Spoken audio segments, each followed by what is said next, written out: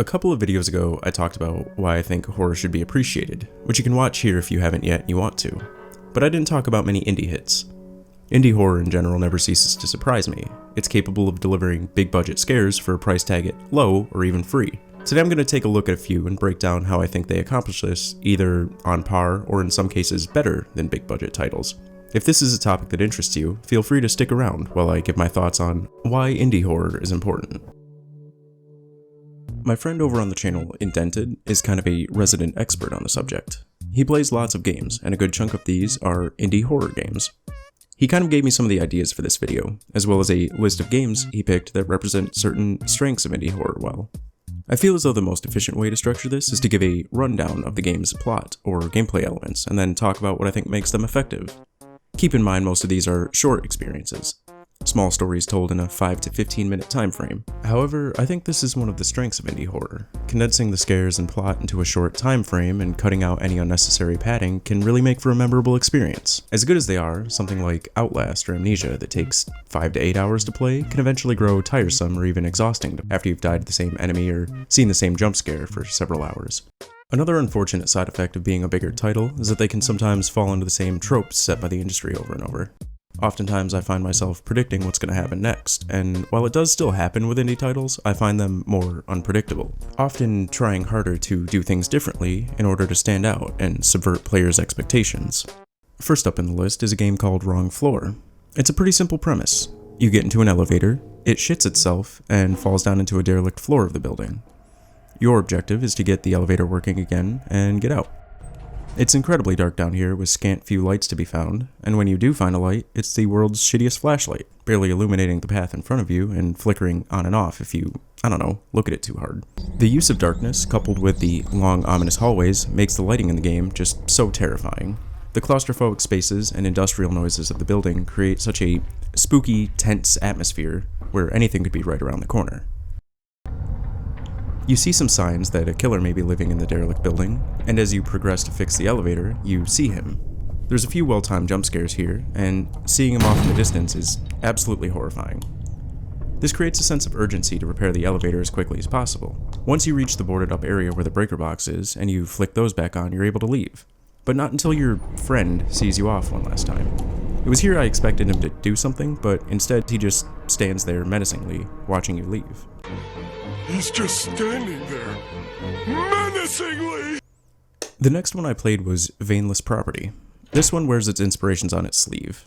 Inspired by the works of Junji Ito, it is, in very loose terms, a home invasion story. You're tasked with turning off all the lights in the house before going to bed.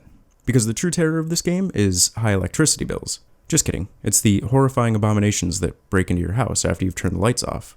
You arm yourself with a kitchen knife and wander upstairs to confront the intruder. The sight that you walk in on can only be described as grotesque, and unfortunately for you, the knife won't do you any good. It is one of the most unique visual stylings that I've ever seen in a game, and given the inspirations for it, it absolutely works.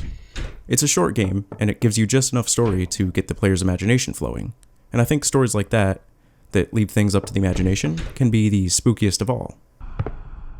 This next one is one of my favorites out of the bunch. It's called the Shadow over Route 80. You work a gas station late at night. You clean the various fluids off the floor, and as you return to your post, that's when you hear a car outside. You check on it, and the inhabitants are gone with a trail of blood leading the way. You get a phone call from some unknown horror on the other end. You follow the various clues in the environment to find skulls in the area. Several creepy things begin to happen in and around the station at this point. That's when you leave and never come back.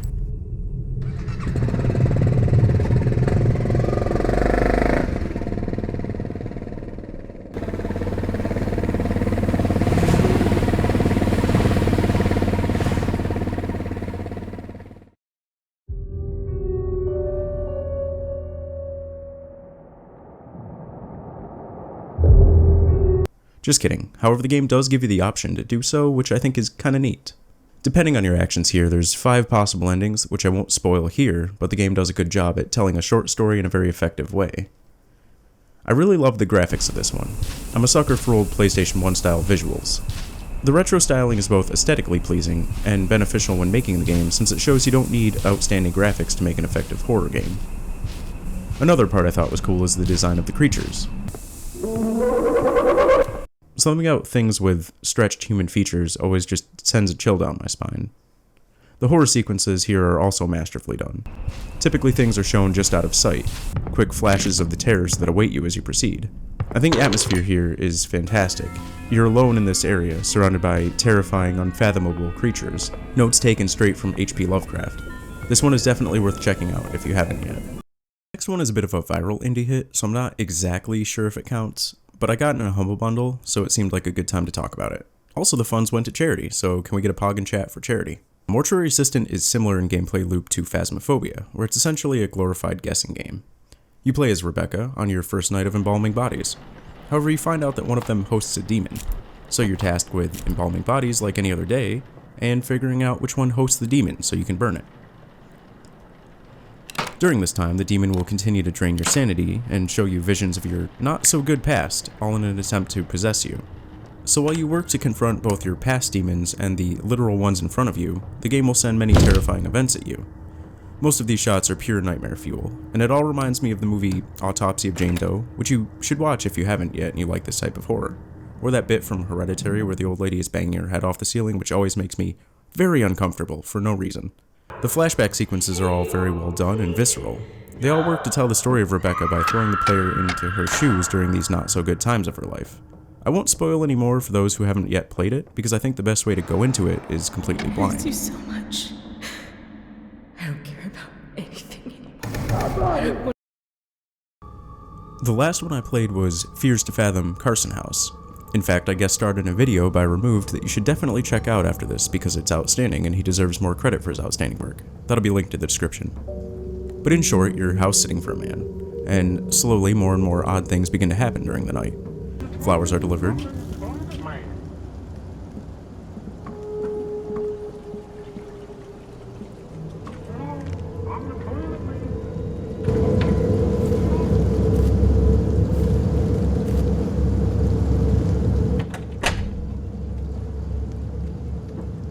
The power cuts out, and you start to get some strange messages from an unknown number.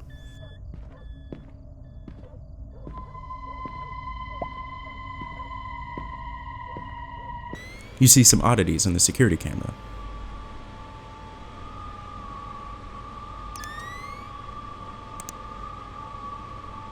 And that's when you find out that you're being stalked by your ex-girlfriend Kara. You're boxed in the upstairs study, and are helpless and can only watch as she wanders through the house looking for you. These shots are terrifying, especially knowing that she's slowly approaching your location.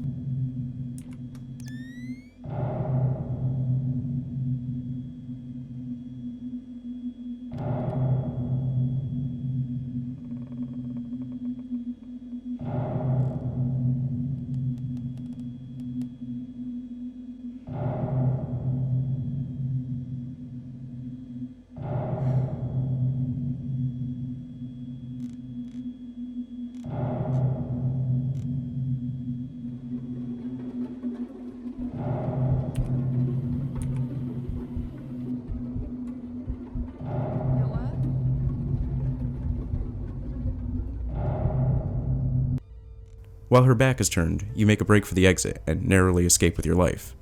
There's also a fun mechanic here that if you've got a mic on and you're too loud, she'll catch you. And I think that's just super neat, kind of outside the box thinking. This one unnerved me due to how realistic the situation is. There's all types of crazy people out there that could do something like this.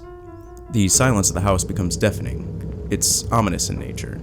It's too quiet, you definitely feel like something's there watching you. This heightens the paranoia that the player feels and really makes for an effective atmosphere. The dreamlike visuals and the unique way of immersing the player using text messages really makes for an unforgettable horror experience.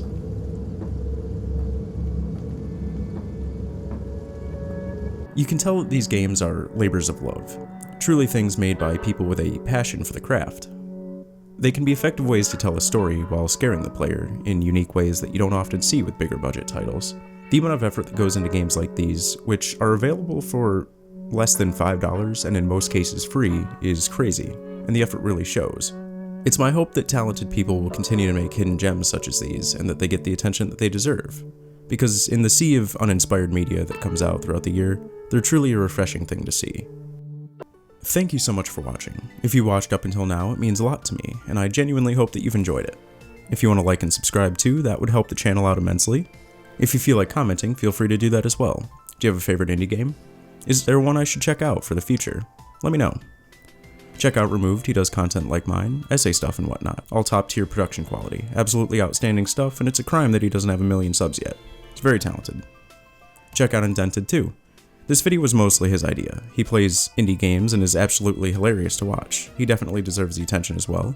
They'll both be linked in the description of this video, so check them out and I'll give you a virtual high five. As always, thank you for watching, have a good one, and I'll see you next time.